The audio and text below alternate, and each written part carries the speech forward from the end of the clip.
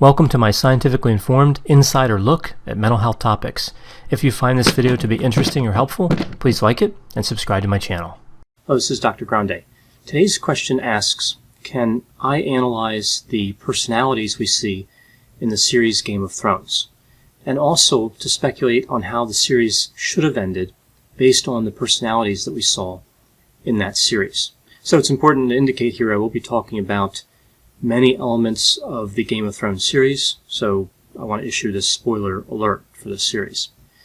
Now, there's this idea about Game of Thrones that Season 8 was kind of a disaster for a number of reasons, including because some of the characters appeared to have experienced unexplained changes in their personality. So I'm going to go through kind of the personalities of each of these characters I think were important, and I'll explain a little bit more about that in a moment. And really, I'll do my best with the name pronunciation. I started watching the series back in April of 2011. That's when it first aired. And overall, I think like many, I really enjoyed the series. It's definitely worth watching. On the positives, it has a lot of complexity. There is a dramatic human component to it. Excellent character development for the most part. It has a mix of action with really good special effects. And of course, dragons. Really one of my favorite positives. On the negatives, there are a lot of characters introduced that weren't really followed up on, some plot holes in there. We see some unnecessary violence, and of course, Season 8. I think Season 8 just really didn't work out as well as the prior 7 seasons. Now, when you look at a series like this and you factor in personality theory, you see that essentially a character would normally progress with their personality in kind of a linear and stable fashion, or have some sort of transformation. And really both types of characters are interesting and useful when trying to make a good story. And we see examples of both here in Game of Thrones. People that progressed exactly as we would expect, so it's again a linear progression, and others that tended to have more of a transformation and maybe a little bit unexpected, but still consistent with what may have happened in a situation like that. So now, again, focusing more on the end, on Season 8, and looking at how it should have ended, I'm going to take a look at the key characters. Some of the characters I'm not going to go over here. I'm only going to look at the ones that I think would have had some sort of meaningful impact on how the series ended. Again, looking at an alternative ending. Now, to look at their personality characteristics, I will be using the 5-factor model of personality theory. This really essentially says that you can look at personality as being made up of 5 big traits. I remember them through the acronym OCEAN. Openness to experience, conscientiousness, extroversion, agreeableness, and neuroticism. So I'm going to start here with the least developed, but I think one of the most important characters. And this is the Night King. The Night King is older than every other character in the series. He never says a word in the entire series. He commands the White Walkers and the undead, and he has a notable tactical advantage of only being vulnerable to Valyrian steel and dragonglass. We see that he's fireproof, right? We see that toward the end of the series. He could also reanimate the dead, which is a huge tactical advantage when you're trying to build an army, and we saw this when he brought back one of Daenerys' dragons. She lost one of the dragons to him, and he brought it back and then used it offensively against her. Now, without any dialogue, it's a little hard to assess his personality. Psychopathic, I suppose, highly motivated, cold, both physically and mentally, straightforward. I mean, he really just kind of had an objective and stuck with it. He didn't really use manipulation or anything. He was killed by Aria and never heard from again. And this was arguably one of the worst episodes in the series, the one where he was killed, the battle at Winterfell. It was chaotic, dark, and as it turns out, largely pointless because it came down to a 2-second confrontation, again, between the Night King and Aria. So this brings me to the next character, and really one of my favorite characters, Aria. I think the reason I like this character is because she kind of developed and changed throughout the whole series, becoming stronger, more capable, more cynical, and more independent. She also had a decreasing level of agreeableness, so she became more disagreeable, and she became less friendly, which is a facet of extroversion. She also had an increase in her openness to experience. She was transformed into a fearless warrior and assassin. Now, Arya's sister, on the other hand, I think was one of the characters that really didn't make a lot of sense and didn't add much to the series. This was Sansa Stark. She was more or less a two-dimensional character. Like many in the series, she moves from being more or less agreeable to being disagreeable. She becomes more self-assured, assertive, and open to conflict. She's smart, albeit a somewhat narcissistic character that wants power for the sake of the North, for their independence, but in order to get this, she also undermines Jon Snow, and I think just makes a few other tactical decisions that make her appear kind of disagreeable, as I mentioned before, which again is kind of a predictable direction for a lot of the characters, and I didn't really find her as standing out, although she was important to what happened in the series. So I mentioned that Sansa undermined Jon Snow, and we see here that Jon Snow is the rightful heir to the Iron Throne. Of course, we find this out kind of late in the series. But he's also the most frustrating character. He has an inconsistent personality throughout the series. In a sense, he's a vulnerable narcissist. He carries a lot of shame and resentment. He has low self-esteem. He seems to be searching for some sort of sense of purpose. At the same time, he appears to be a confident warrior.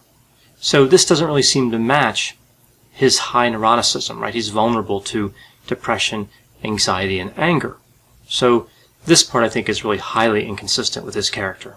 Jon Snow follows his heart. He has poor logical decision-making skills, and he breaks several promises. And of course, this is one of the reasons he's eventually killed by his own men, only to be brought back, the only kind of important character in the series where this happens. And then later on, of course, he says he's loyal to Daenerys, the Dragon Queen. He's romantically attracted to her, even though, of course, we find out that they're related. And he eventually murders her. So again, kind of a frustrating character that can't seem to stay on track. Many think of him as like the good guy, a major hero in the series, but he consistently disappoints, I think, in terms of being consistent in his personality throughout the whole series. So moving on to Daenerys Targaryen, of course, we know that Jon Snow kills her at the end, but she's really an interesting character. She starts out in a really bad situation. She obtains 3 dragons, still struggles quite a bit, but eventually becomes the leader of a powerful army. And her personality is actually fairly consistent throughout the whole series, except at the end, where it changes in kind of a big way. I generally like the development of her character. She seems to be kind of the hero that people could really support. Her mission is freedom and justice for all, but she does want to remain in power. She's kind of power hungry. So she's highly narcissistic. She has a sense of entitlement, requires excessive admiration. She has fantasies about success and power. She's overconfident, a poor decision maker, and quite a bit paranoid.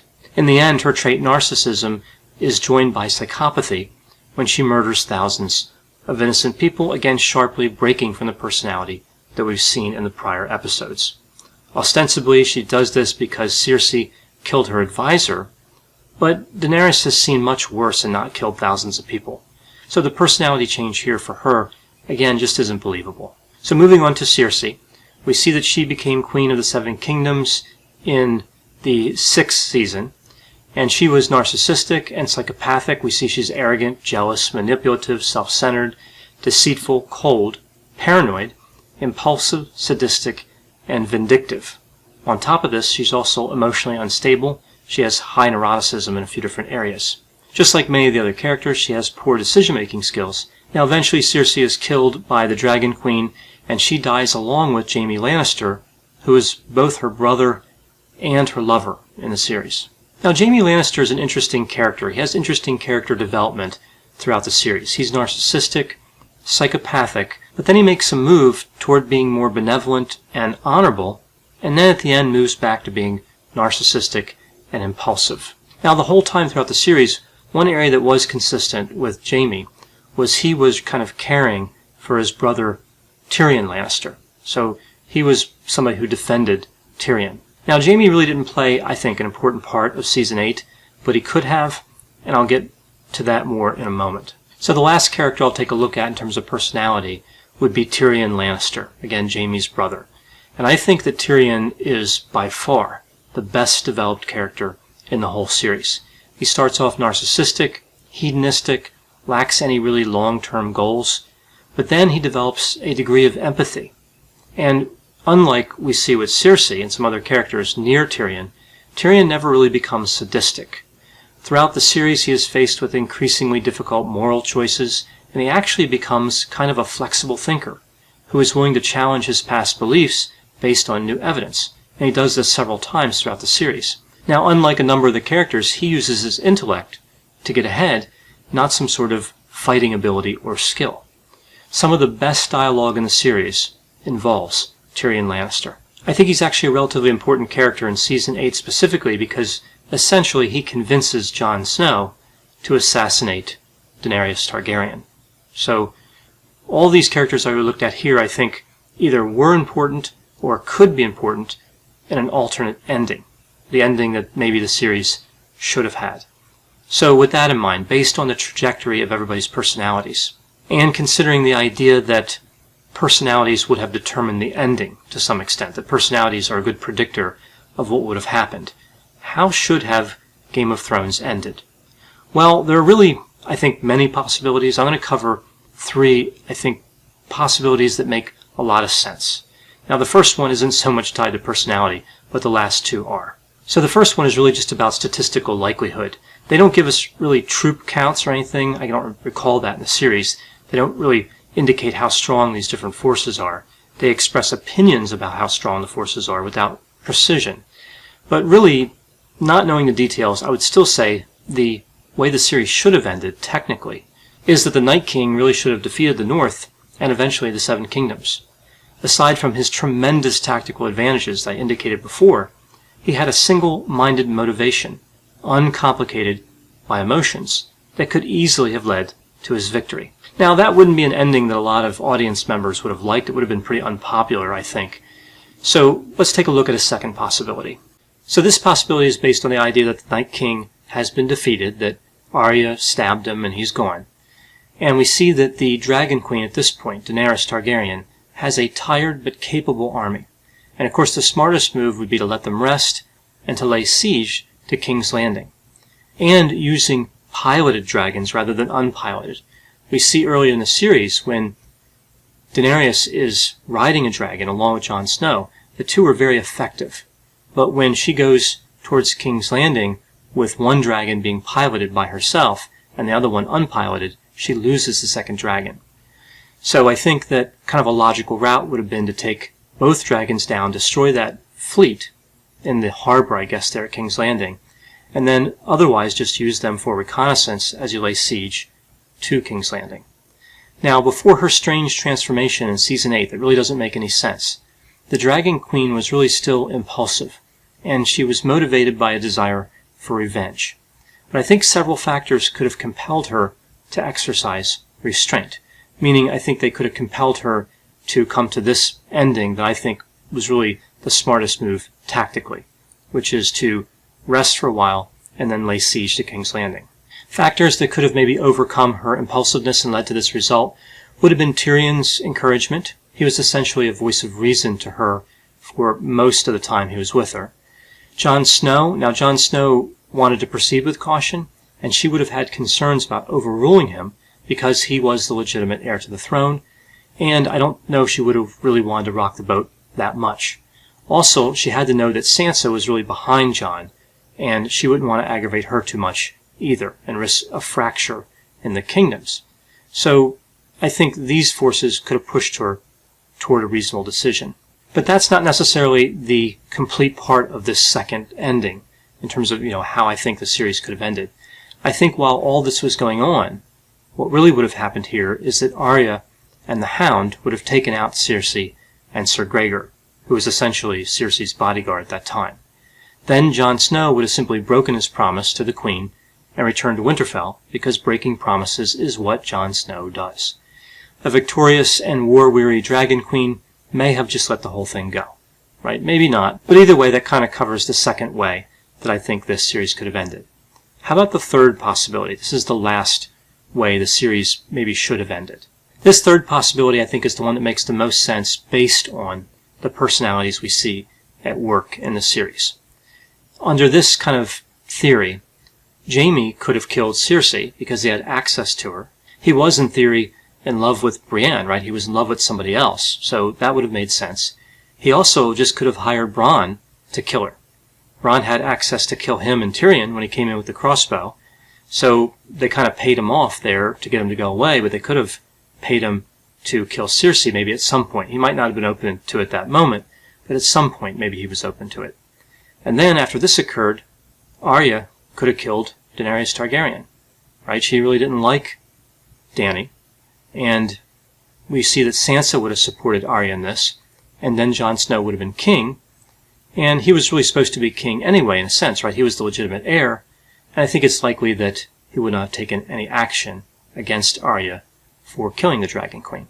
So, in terms of kind of endings that make sense, again, with how the personalities were moving coming into Season 8, I think that third possibility is the one that actually makes the most sense, and probably would have been the most fun for audiences. I don't know. I mean, anything would have been better than the way they had Season 8 turn out, so maybe it would have been better, maybe not. I'm not a fiction writer or anything. This is actually what I think would have happened, again, based on how the personalities were pushing each character at that time. Now, one of the things about Game of Thrones, though, is it's really complex. There are a lot of different characters moving in a lot of different directions, and they really liked dramatic kind of murders and other events, so they could have ended it in so many different ways. And many of the different ways they could have ended it would have been much more realistic than what they did with Season 8. This whole thing with Jon Snow saying he was loyal to the Queen, then killing her, then getting exiled to the Night's Watch, but then we see he's leaving the Night's Watch, right? He was supposed to go there and live out his life, but then he's leaving and going north of the Wall. So I think really, a disappointment all the way around. Of course, you have Bran kind of installed there as king, which is clever. Nobody really saw that coming. But I didn't really analyze his personality because I don't think he really played a major role up until that moment. Largely, his role was kind of mysterious. That whole relationship with the Night King and all that, I don't really think it was that crucial to how the series should have ended. So either way, those are my thoughts on the personalities with Game of Thrones and how the series should have ended. The Game of Thrones series allows a lot of interesting explorations of personality and to some extent mental health. I know that with a topic like this, there are going to be a lot of different opinions, people who agree with me, people who disagree with me, and have other thoughts. Please put those opinions in the comment section. They're sure to generate an interesting dialogue. As always, I hope you found this description of the personalities in Game of Thrones to be interesting. Thanks for watching.